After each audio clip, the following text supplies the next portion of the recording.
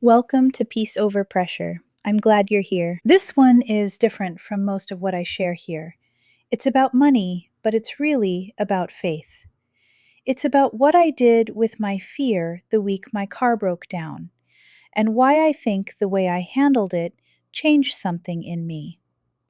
If faith is part of your life too, I think you'll feel this one.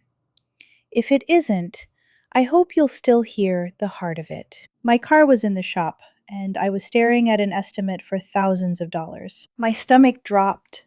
I remember standing in my kitchen with my phone in my hand, just looking at that number like it might change if I looked at it long enough. It didn't. Before the estimate ever came back, I'd already prayed about it. Nothing complicated, just, please, let it not be too bad. I think most of us pray that kind of prayer without even noticing we're doing it.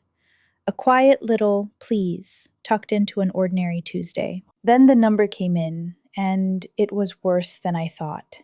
Much worse. My heart felt heavy in a way that's hard to explain unless you've been there.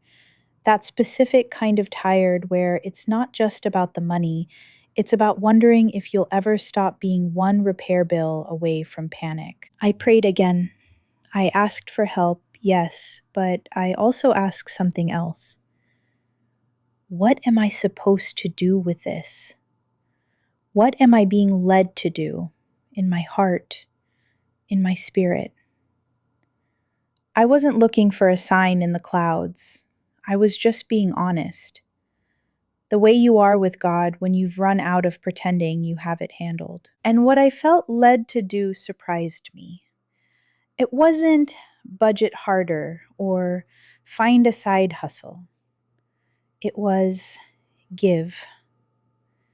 Give, even now, even while I'm the one in need. I sat with that for a minute, because on paper, it made no sense. Give?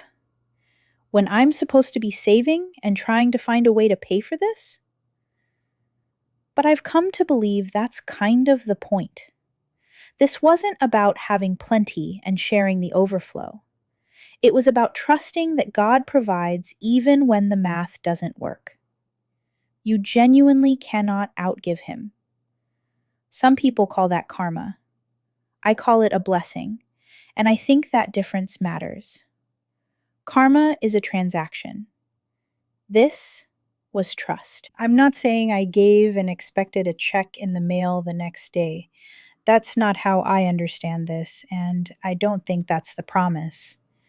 What I do believe is that fear makes you grip tighter, and grip doesn't actually protect you from anything.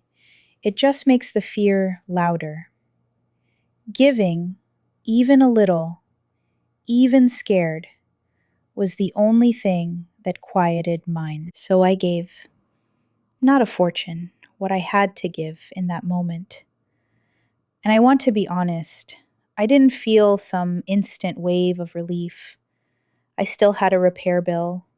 I still didn't know how it would all work out. But a few days later, an extra work shift came up, completely out of nowhere, with a bonus attached that I hadn't asked for and wasn't expecting. I'm not going to pretend that solved everything. It didn't cover the whole bill, but it felt like a hand on my shoulder, like confirmation. I've started calling it a beginning because that's what it felt like. Not the ending of the story, just the first proof that I wasn't carrying this alone. There's a broader idea I keep coming back to since then. If you're in need of something, give that thing instead. Need time? Give time. Need love? Give love. Need money? Give, if you're able, even a little. It sounds backwards. It felt backwards. But it's the thing that actually loosened the burden for me, handing it over instead of white-knuckling it myself. Here's what I keep learning. The world can be harsh, and it will hand you a bill you can't afford right when you least expect it. But peace and faith can live right alongside that harshness. They're not the absence of hard things, they're what carries you through them. And I don't think peace is passive. I don't think you just sit still and wait for it to land in your lap. Sometimes living out your faith means you have to actually walk it out. Give when it's scary. Ask when you're proud. Trust when you can't see the ending yet. One thing I believe all the way down, even when I can't explain exactly why, is that God will not leave me. He won't abandon me in this.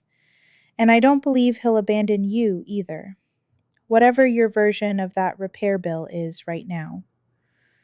I'm not saying that from some place of having it all figured out. I'm saying it from right here in the middle, taking baby steps, actually putting my faith into practice instead of just holding it as an idea in my head. But even in the baby steps, I know I'm not walking alone. And if you're taking your own baby steps right now, you're not walking alone either. I don't have this figured out. I'm still in the middle of trusting that provision keeps coming. But I have real peace right now, and a few weeks ago I didn't. That's not nothing. If this is part of your story too, I'd love to hear it in the comments. And if you want more of this kind of honest, quiet living, I'd be glad to have you stick around.